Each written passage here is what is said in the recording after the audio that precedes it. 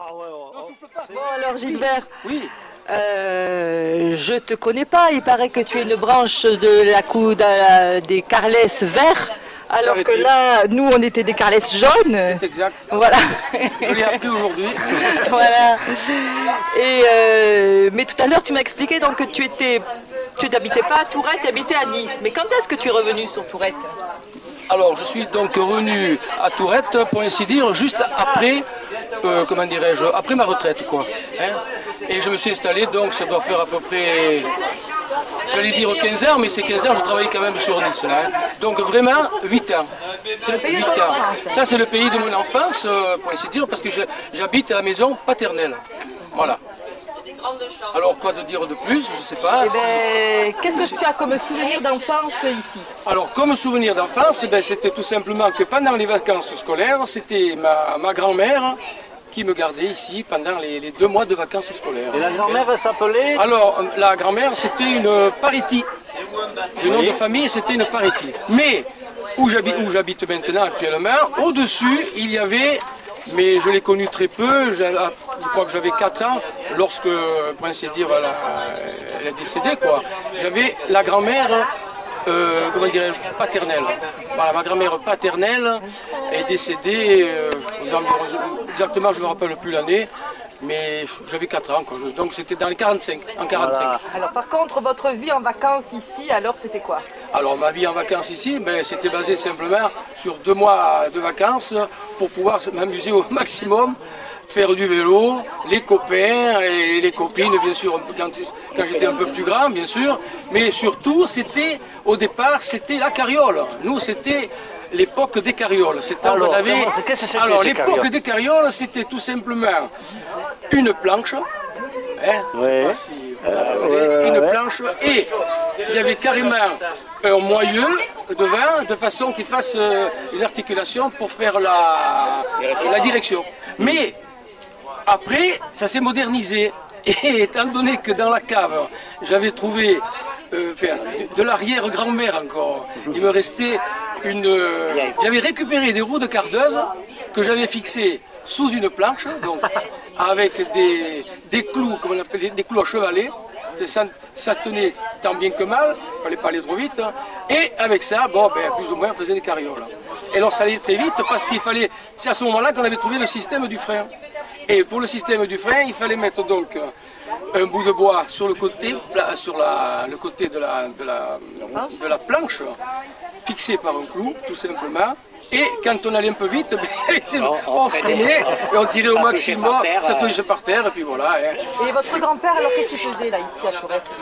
Alors mon grand-père, d'après ce que j'avais compris, il était paysan. Hein. Est-ce qu'on vous a parlé que vous étiez des origines, vos aïeux étaient propriétaires du château ici? Non, à cette époque-là, on ne parlait pas du château. Non. Alors peut-être André... même pas, non. Je ne sais pas, mais... Plus, Peut-être André va nous donner quelques souvenirs. Il ne faut pas être timide de toute façon. Moi, je ne suis pas timide. Je suis pas timide. Moi, je me présente. Je m'appelle André. Non, mais là, c'est pas là. Ah, ouais, je m'appelle André.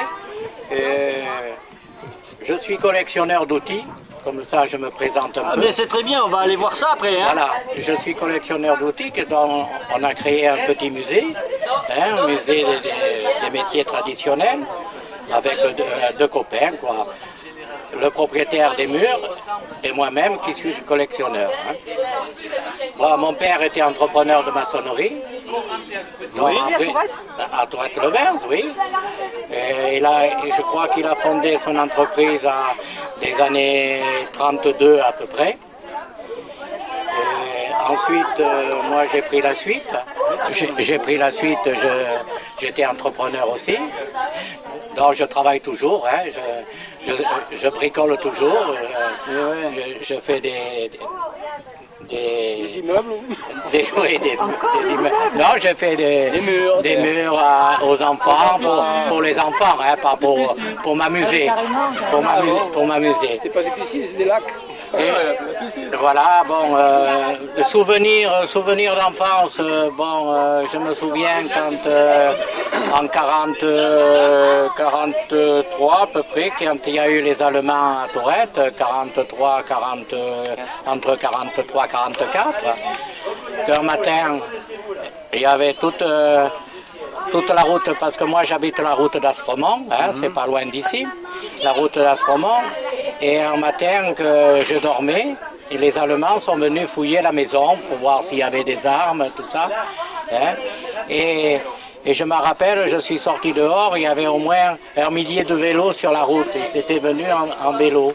Après, mon père avait été un peu avec comment dirais-je, la résistance, un peu la résistance. On avait des maquisards, on les recevait à la maison, mon père allait les ravitailler. Et je m'en souviens le jour que les Allemands sont descendus d'Aspremont. Mon père avait fait sauter une barre rocheuse là-haut sur la route d'Aspremont, presque Aspremont, avec des mines, comme il était entrepreneur, ils avaient fait des mines, ils avaient fait sauter le rocher pour pas que les Allemands passent. Et quand ils ont dégagé la route après, on avait tous les maquisards et ils étaient sur la terrasse.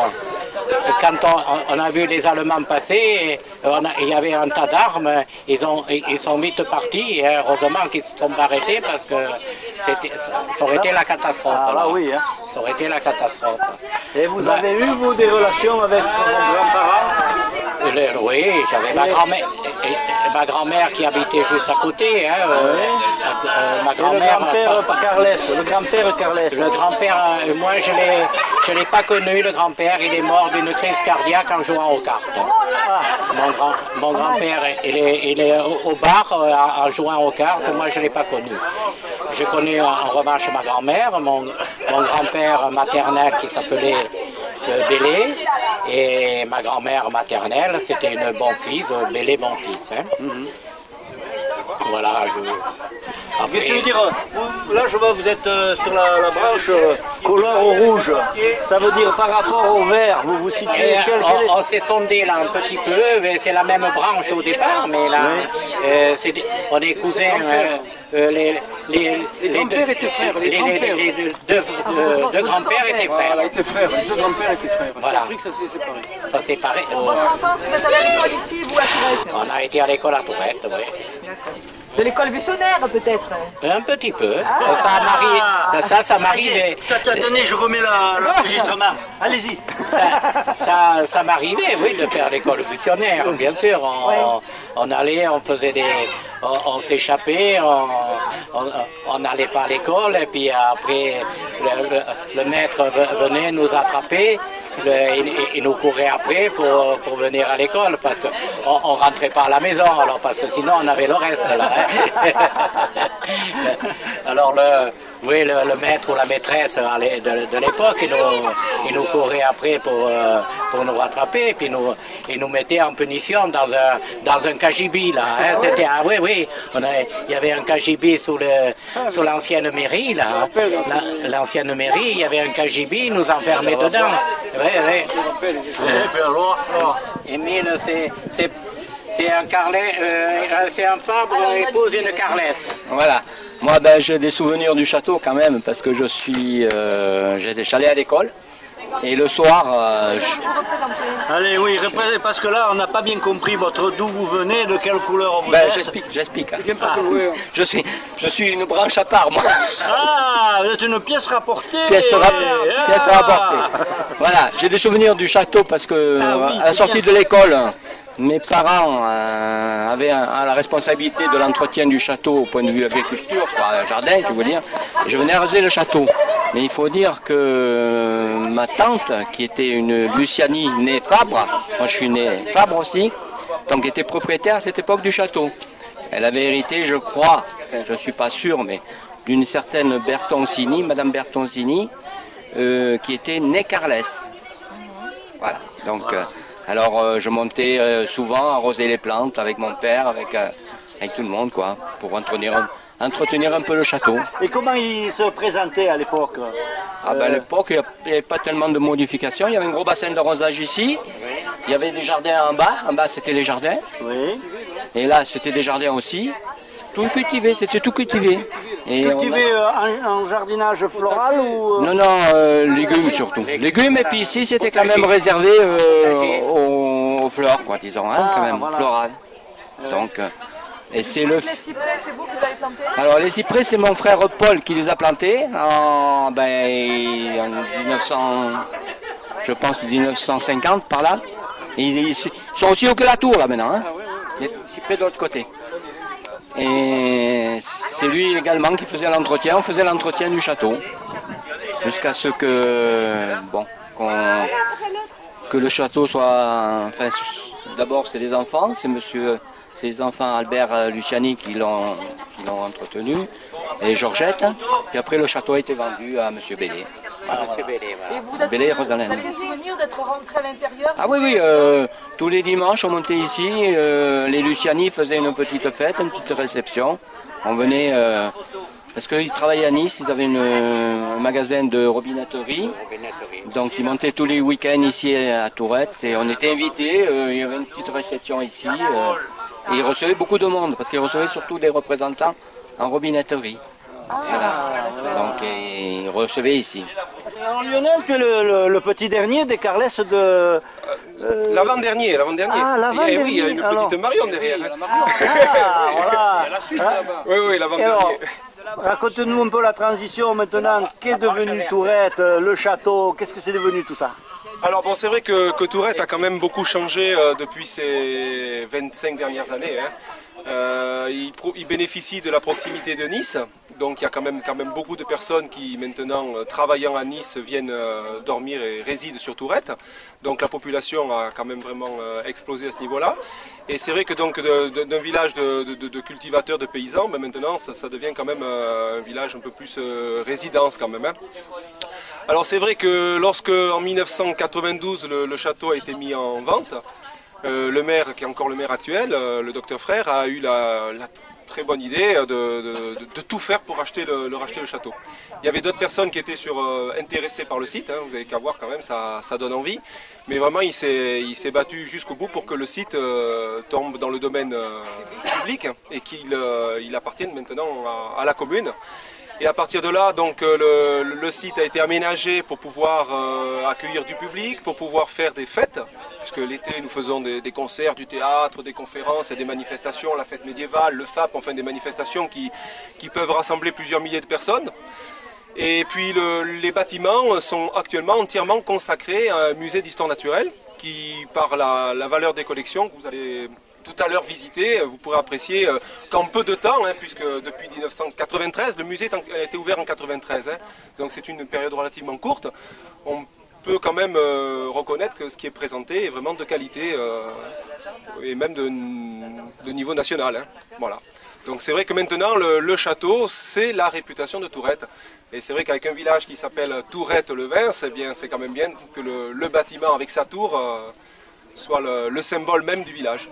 Tourette-le-Vins, alors tu peux nous dire un peu quelque chose sur le nom du village, Tourette? Alors, disons qu'en fait, on est dans le canton de Levins, donc à partir de là, pour le différencier des autres tourettes du département, à savoir Tourette-sur-Loup et Tourette du Château, eh bien, donc, ils ont appelé le village Tourette-le-Vins. Il a été également appelé à une période beaucoup plus ancienne Tourette des Chabots, quand c'était les seigneurs de Tourette, les Chabots. Il y a eu Tourette de Nice.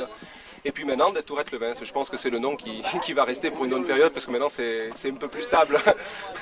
Voilà. Et c'est vrai qu'une petite anecdote, juste quand tu avais eu l'occasion, mon père avait eu l'occasion d'aller au jardin, pas au jardin, c'était au salon de l'agriculture à Paris, donc c'est quand même pas la porte à côté, c'est quand même avec des milliers de visiteurs. Il s'était assis à l'heure du repas à côté de personnes qui finissaient leur repas, comme c'est le cas pour manger une choucroute ou manger enfin un plat traditionnel.